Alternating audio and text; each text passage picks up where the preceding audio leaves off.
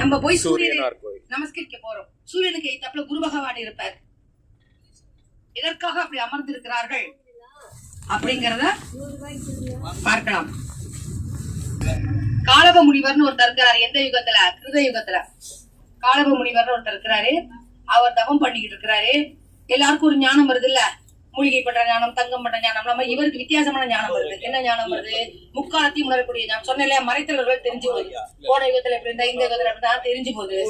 உடனே எல்லாத்தையும் கூப்பிட்டு, ஐயா நீ போன ஜென்மத்துல இப்படி பண்ணியா, அடுத்த ஜென்மத்துல இப்படி ஆக போறியான்னு இன்டிமேஷன் கொடுக்கலாமா? கொடுத்துட்டார். பிரம்மா பாக்குறாரு, மறைச்சுதானே எழுதியிருக்கேன், நீ ஏன்டா சொன்ன அப்படின்னு காலதேவன் அனுப்பி அவன் என்னன்னு கேளுங்கிற. இவர் போய் கேட்கிறார்.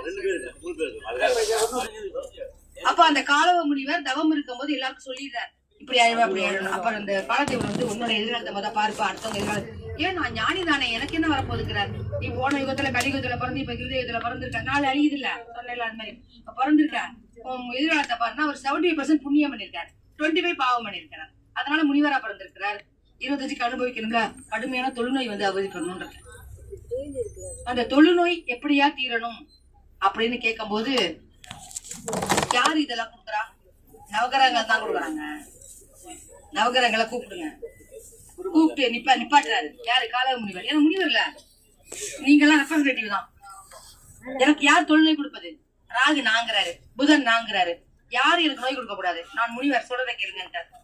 பிரம்மா பாக்குறாரு, நீ முனிவரா இருந்து ஆர்டர் கொடுவியா? இறங்கி வந்துட்டாரு, சாபம் கொடுத்துட்டாரு. என்ன கொடுக்குறாரு? 9 கிரகங்களும் தொழுநோய் வந்து அனுபவிங்க. கால முனிவர் கொடுக்கல, நீ தானே நீக்கும் உரிமை, உனக்கு கொடுக்கல இல்ல, உனக்கு அனுபவிக்க தானே சொல்லி கொடுத்துருக்கேன். ஆனா நீ நீக்கிட்ட. நீ என்ன கடவுளா? நீ ரெப்ரசன்டேட்டிவ் தான். இப்ப டாக்டர் செய்யலாம், ரெப்ரசன்டேட் செய்யலாமா? தப்பு பண்ணிட்ட. சோ அனைவரும் தொழுநோய் வந்து கஷ்டப்படுங்க. அந்த தொழுநோய் வந்து அந்த நவகிரகம் இருக்கு இல்லையா, அவர்களாம் தவம் இருந்த இடம் தேடும். சூரியன் எங்க இருக்கிறார் கேட்கிறார்.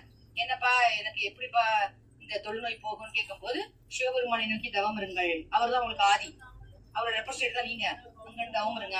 உங்களுக்கு என்று ஒரு புஷ்கரணி அமைத்துக் கொண்டு குளித்து நீங்கள் வந்து நவகிரகங்கள்ட்ட சொல்றாரு. நவகிரகம் கேக்குது என்ன பண்ணலாம் அப்படிங்கும்போது, சிவனை நோக்கி தவம் இருங்கள் கிடைக்கும். நோய் போகணும்னா எருக்க இலையில சுட சுட சாதத்தை போட்டு உப்பு இல்லாம தயிரை ஊத்தி ஒருவேளை மட்டும் சாப்பிட்டு குளிச்சு சிவபெருமானை கும்பிடுங்க. அவர் வந்துட்டாரு, என்னப்பா வேணும், ஏன் இப்படி கஷ்டப்பட்டு தவம் இருக்கிறீங்க? நான் தெரியாதனமா நீக்கிவிட்டேன்.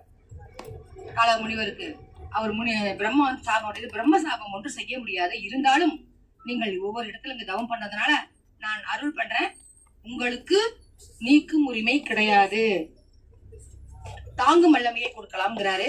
அந்த சூரியன் தவம் இருந்த இடத்துல போயிட்டு இருக்கோம். அதை பார்த்துட்டு வந்து